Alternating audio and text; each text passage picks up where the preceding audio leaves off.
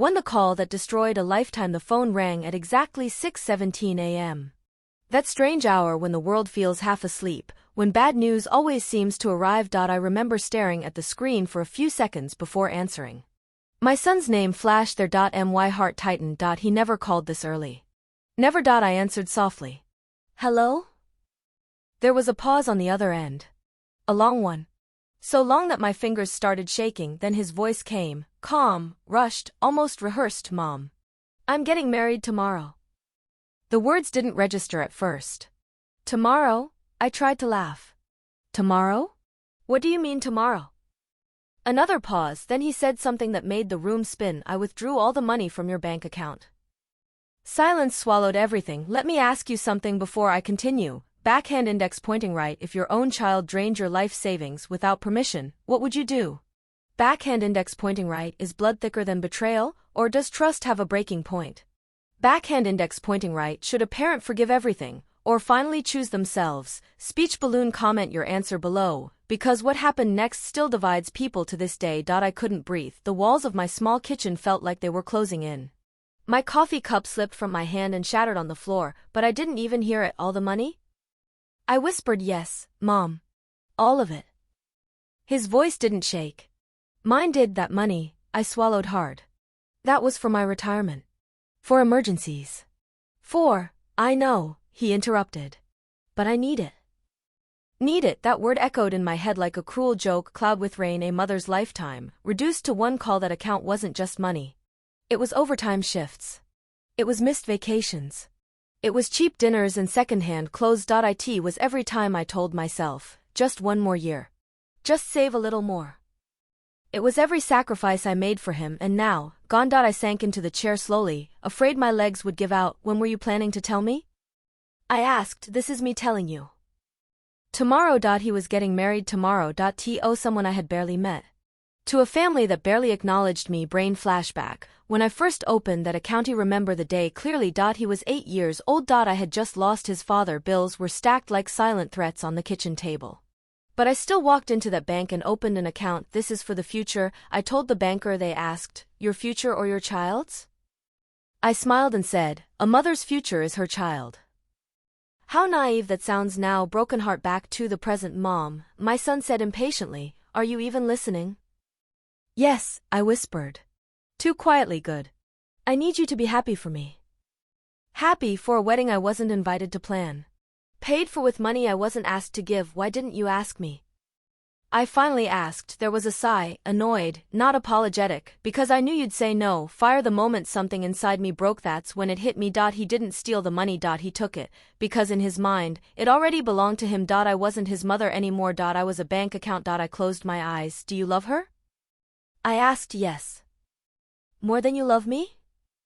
Another pause. This one lasted forever. I have to go, he said. We're busy with preparations. And just like that, the call ended. Candle. The quiet after the storm. The house felt too quiet. No sound. No movement. I sat there for hours, staring at the broken mug on the floor. My phone buzzed once. A text message. Please don't cause drama. This is my big day. That night, I didn't sleep because I realized something terrifying. Backhand index pointing right. If he could take everything without guilt, what else was he capable of taking? And more importantly, backhand index pointing right, what was I finally brave enough to take back? To the night before the wedding. The night before my son's wedding felt heavier than any funeral I had ever attended. The clock on the wall ticked louder than usual, each second landing like a verdict. Outside, the city moved on, cars passed, lights flickered, people laughed somewhere, but inside my house, time had stopped. I sat on the edge of my bed, holding my phone like it might burn my skin. No apology. No explanation. No second call, just silence. I opened my banking app again, even though I already knew what I'd see. Balance. $0.00. I stared at the screen until my eyes blurred. That number wasn't empty, it was screaming new moon. A mother's fear that no one talks about. People talk about children leaving home. About empty nests. About loneliness, but no one talks about being erased, because that's what it felt like. I wasn't just broke, I was unwritten. All those years of planning, saving, hoping, gone with one signature and one excuse called love. I whispered to the empty room, how did I raise someone who could do this to me? The question had no answer, only echoes, brain flashback. The boy I once knew, he used to sleep with his head on my arm. When nightmares woke him, he'd crawl into my bed and say, "Mom, don't let me go." I never did, even when I was exhausted. Even when I was sick.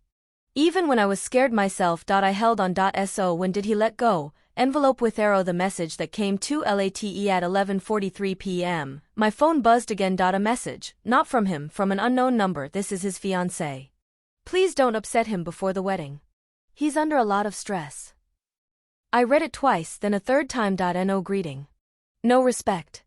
No acknowledgement of what had been taken, just a warning. Fire. The humiliation hit harder than the LOSS. So this is how it works now, I thought. My money funds the wedding. And I'm asked to stay quiet. I typed a reply, deleted it, typed again, deleted that too. What could I possibly say that wouldn't make me sound like the villain? Because somehow, I already was. Looking at myself differently. I walked into the bathroom and stared at my reflection. The woman in the mirror looked older than yesterday. Her eyes carried something new, not just sadness, but clarity. I realized something terrifying. Backhand index pointing right. I had been shrinking for years so my son could feel big, and now there was nothing left of me to take. Puzzle pieces started falling into place. Suddenly, moments from the past replayed in my mind. How he stopped visiting. How he answered my calls less. How his tone changed, polite, distant, transactional. How every conversation ended with him needing something, money, favors, silence. I hadn't noticed the pattern because I was too busy being proud. Candlelight decision began. TO format 2:06 a.m. I stood up. I packed slowly, not clothes, memories, photo albums, letters, legal documents. I didn't know what I was going to do yet, but I knew one thing, backhand index pointing right. I would not walk into that wedding as a defeated woman. If I went, I would go awake. Tornado. The dream that visited me that night. I dreamed of him as a child again. He was standing at a distance, calling me Mom. I ran toward him, but the closer I got, the farther he moved away, until I woke up gasping for air. Sunrise. Morning arrives, and so does the truth. The sun rose quietly. No celebration. No joy, just reality. I checked my phone. A final message from my son. The ceremony starts at noon. You can come if you want. No apology. No acknowledgement, just permission. 3. The wedding without a mother. The wedding venue stood tall and bright, decorated in white and gold, as if nothing ugly could ever exist inside its walls. I arrived 10 minutes early, not because I was excited, but because I needed time to breathe. The parking lot was already half full. Laughter floated through the air. Music echoed faintly from inside. Life, apparently, was celebrating. I sat in my car with the engine off, hands resting on the steering wheel. I whispered to myself, don't cry. Not today. I didn't know yet that this place would test every promise I'd just made. Door crossing the threshold. When I stepped inside, conversations paused, not loudly, not obviously, but I felt it, that subtle shift when someone enters who doesn't quite belong. No one rushed toward me. No warm greetings. No proud smiles, just polite nods. I realized then, backhand index pointing right, I wasn't the mother of the groom here. I was an uncomfortable detail. Cherry blossom. The decor that I paid for. Crystal chandeliers hung from the ceiling. Fresh flowers filled the room. Roses, lilies, orchids. Every arrangement whispered money. My money. I wondered which part of my life had paid for that archway. Which year of sacrifice had turned into those silk tablecloths. The thought made my chest tighten. I seeing him for the first time. Then I saw my son. He stood near the altar, laughing with his friends, confident, relaxed, radiant. He looked happy, and that hurt more than anger ever could, because it meant he was happy without me. Our eyes met briefly. His smile faltered, just for a second, then he turned away. That was it. No hug. No I'm glad you came. No acknowledgement of the woman who raised him. Brain flashback, teaching him right from wrong. He remembered teaching him to apologize, even when you're scared. I used to say sorry when you hurt someone. He had nodded so seriously back then. I wondered where that boy had gone. Ring the ceremony begins. The music started. Everyone stood. The bride entered, glowing, surrounded by applause. She looked beautiful. I won't lie, and for a moment, I understood why he had chosen her. But beauty doesn't excuse cruelty, and love doesn't justify theft. Face without mouth. The empty seat beside me. I sat alone. Other parents whispered to each other, leaned together, shared tissues. No one sat beside me. I felt invisible. As if the room had decided, a quiet mother is easier than a truthful one. Fire. The moment that broke my silence. Then it happened. The officiant smiled and said, today, we celebrate not just love, but the support of family. Family, the word hit me like a slap. Support. I almost laughed, almost. Instead, my hands clenched so hard my nails dug into my palms. Tornado memories collided with reality. I remembered nights of fever. School meetings. College tuition, all the times I stood alone, supporting him, without applause, without recognition, and now, I was being erased from the story. Candle. A realization. Danita's vows were exchanged. Something inside me shifted. I stopped waiting for regret. Waiting for guilt. Waiting for love. I realized, backhand index pointing right, he wasn't going to choose me today, and maybe, just maybe, that meant it was finally time to choose myself. Scroll. The paper in my bag. My hand brushed against my purse. Inside it was an envelope, documents, bank statements. Legal copies. Proof. I hadn't planned to use them, not yet, but the weight of that envelope reminded me, I wasn't powerless. Fearful face. The bride's mother. Approaches. During the applause, a woman leaned toward me. The bride's mother. She smiled tightly. You must be proud, she said. I looked at her and replied softly, I raised him. She didn't respond, she just nodded, and turned away. Bell. The announcement that changed everything. After the ceremony, the host picked up the microphone. We'd like to thank the groom's family for their generous contribution to this beautiful celebration. The room applauded. I froze. My name wasn't mentioned, but my sacrifice was, and suddenly, everyone was looking at me. For when silence became impossible, I stood there for a moment longer than necessary. Not because I was afraid, but because I was finally aware of how much power silence had stolen from me. The applause faded. Music resumed. People began to move again, returning to laughter, champagne, and carefully staged joy. No one expected me to do anything. That realization settled deep inside my chest. Goods of the calm before the choice. I sat back down. Not because I changed my mind, but because I needed clarity. This wasn't about revenge. It was about truth. And truth, I had learned, didn't need shouting. It needed timing. The reception hall glittered like a palace. Waiters passed with silver trays. The scent of expensive food filled the air. I watched guests enjoy a night paid for by years of my restraint. Not a single person asked if I was okay. Not one. Brain flashback, the first time he took money without asking. I remembered the first withdrawal. Small. Almost innocent. He had said, Mom, I'll pay you back. He never did.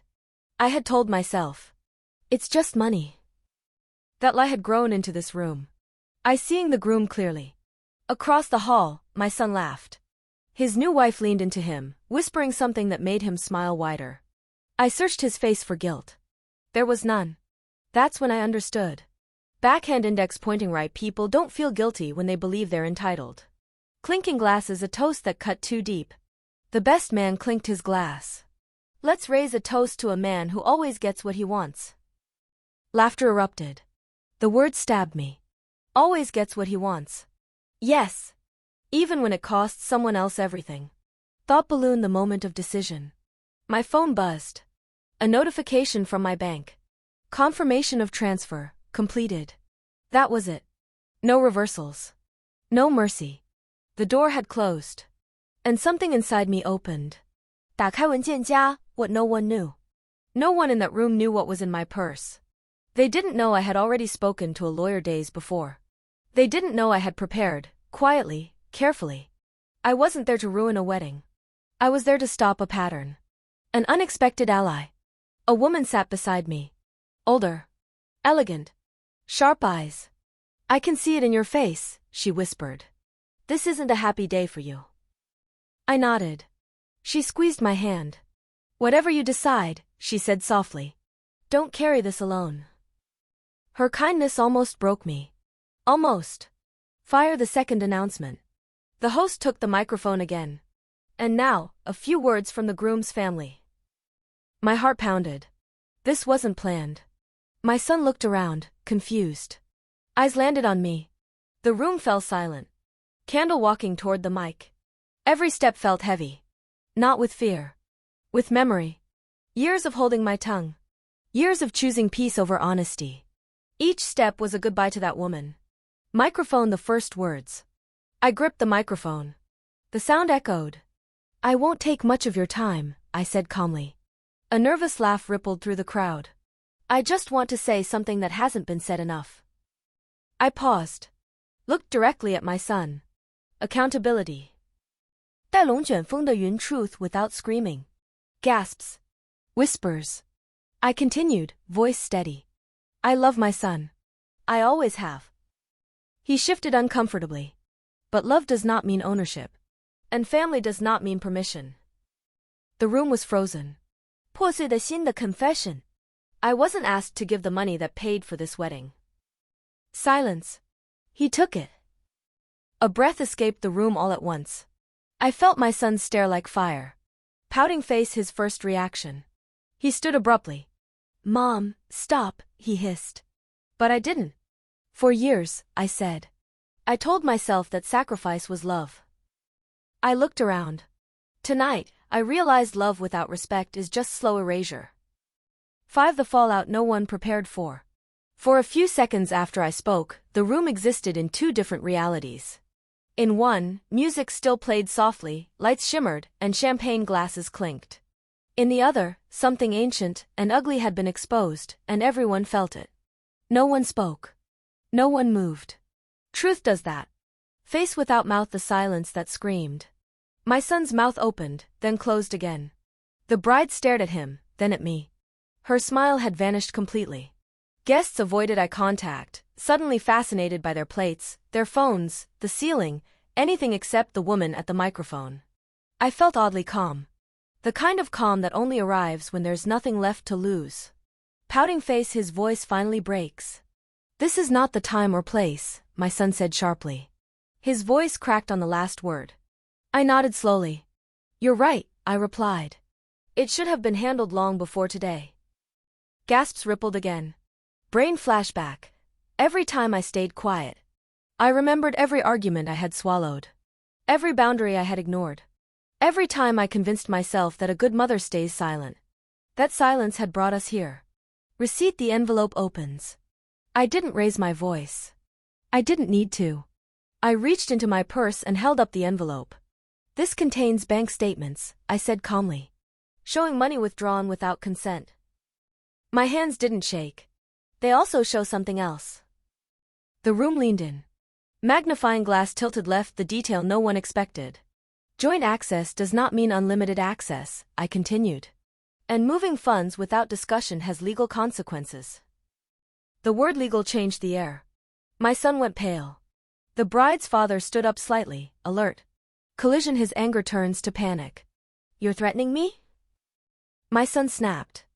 No, I said. I'm telling the truth. I looked at him. Really looked. This isn't about punishment. It's about responsibility. Bride with veil. The bride speaks for the first time. Is this true? She asked him quietly. Her voice trembled. He didn't answer. That silence was louder than any confession. 带龙卷风的云, chaos spreads. Whispers erupted. Some guests stood. Others left their seats. This wasn't a celebration anymore. It was an investigation. The wise woman returns. The older woman who had sat beside me earlier stood. We should all stop pretending this is normal, she said. Heads turned. This mother didn't embarrass anyone. She told the truth. A murmur of agreement followed. Broken heart the moment I saw him shrink. My son's shoulders slumped. Not in regret. In fear. Fear of exposure. Fear of consequences. That realization hurt more than hatred ever could. Pieces fall into place. The bride looked devastated. Did you tell me this money was yours? She asked him. Still no answer. Her eyes filled with tears. Fire. The line I never planned to say. I took a deep breath. I didn't come here to ruin a wedding, I said. I came here to stop a cycle. I looked at my son. I will not fund my own disappearance. Kulia. A moment of humanity. Tears finally came. Not from me. From him. But they weren't the tears of a child. They were the tears of a man caught. Stop sign. Security approaches. The coordinator whispered urgently with the host. Security moved closer. Not toward me. Toward him. The bride's family had asked for answers. 6. When the music stopped, the music didn't fade out dramatically. It simply stopped. 1 second there was background noise meant to hold a celebration together, and the next, there was only the sound of confused voices and shuffling feet. That silence felt heavier than anything I had said, because now, there was no pretending left. Ice Cube. The room splits. INTWO guests instinctively formed sides. Some stood near the bride's family, whispering urgently.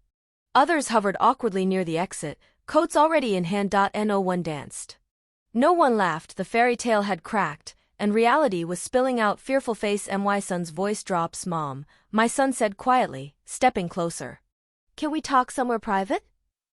That word, private, made something inside me ache. Private was where everything had been taken. I shook my head. There's nothing private about what happened, I replied. My voice was calm, but final. Bride with veil. The bride's breaking point. She stood motionless, her hands clenched around her bouquet. I asked you, she whispered to him.